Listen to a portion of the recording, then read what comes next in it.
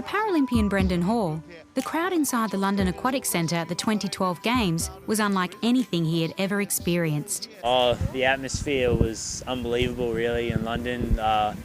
They get crazy in their soccer matches over there, and I kind of thank them for that because they were able to get crazy for us inside the pool, and to be able to experience that amount of, that volume of noise and cheering, it just gets the adrenaline and the heart pumping, and it makes you want to get out there and do more than what you're capable of. But to understand why the volume being reached by the London crowd was even more astonishing for the two-time Paralympian, you need to go back to when he was just 6 years old. Like lots of young children, Brenden caught a dose of the chicken pox. However, unlike most, his reaction was extreme. He spent 6 weeks in hospital and developed deep vein thrombosis in his lower right leg, which eventually had to be amputated. It was also how he lost most of his hearing. It was a rare case of chickenpox, and somehow it affected the nerve cells inside my ear, which destroyed all the little hairs which are deep inside the ear that allow us to pick up the sounds when they travel through, and allow us to hear things as it is. And unfortunately, for some reason, the chickenpox managed to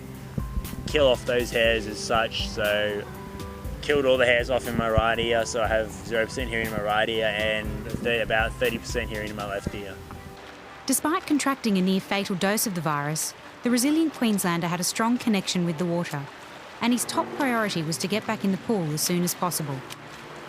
It was a quicker turnaround for me to get back in the pool than it was to, actually get back up walking. Pretty much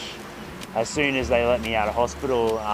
my family managed to wrap my leg in a plastic bag and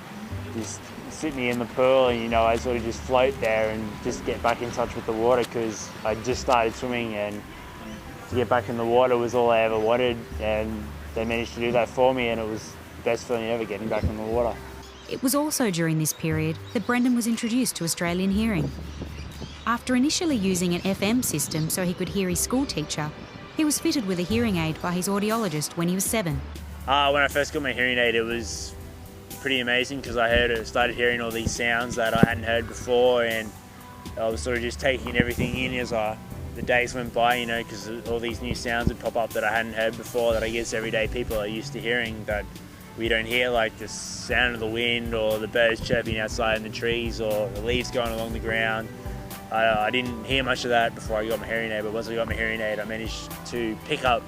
on all those sort of sounds. Wearing a hearing aid quickly became a normal part of Brenden's life. Your mates kind of get used to it, and you get used to it and you don't even realise it's there half the time, so you just experience all the sounds around you. And as he moves into the next stage of his life, Brenden is thankful he will be able to continue to be supported by Australian Hearing. Hopefully, they'll help me through the rest of the university, and so that'll make all my lectures and all that sort of stuff a lot easier, and then hopefully set me up before I go out into the real world, and that's what I'd always liked to have happened. So thankfully now that I should be able to hopefully do that through Australian Hearing, so once I finish university they'll be able to set me up for the rest of my life. While his aid has improved his hearing significantly, there was one obvious place Brenden was forced to remain in silence. But this changed in the lead up to the 2012 Paralympic Games, when he got a new hearing aid that had no restrictions on where he could or couldn't wear it. Most of the time when I'm in training, and the minute you come into the wall and you pop up and your coach tells you your time or gives me an immediate correction to my stroke, and I might not be able to hear him, because of the sound of the water and all that, or in the environment I'm in due to other kids talking or stuff like that. With the hearing aid, it allows me to pick up those little sounds or quick conversations that my coach will have with me before I push back off and get on with the next lap. I wore it a couple of weeks before I went to London, and I managed to pick up those little things that my coach was telling me before, as soon as I pop up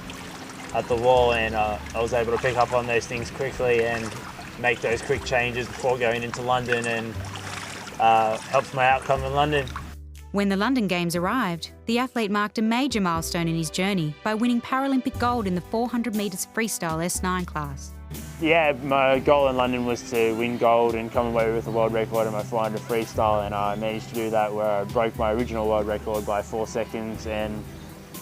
cleared the field by 7 seconds before my second opponent came in. So that feeling that all the emotions sort of just come out in one, and well, it feels like you're on top of the world. So to complete my dream and my goal was definitely the best feeling ever.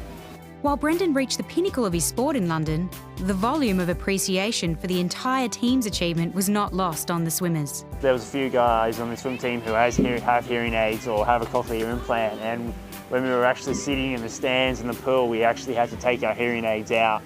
because it was that loud. The stands were actually vibrating and it was actually hurting normal people's ears. So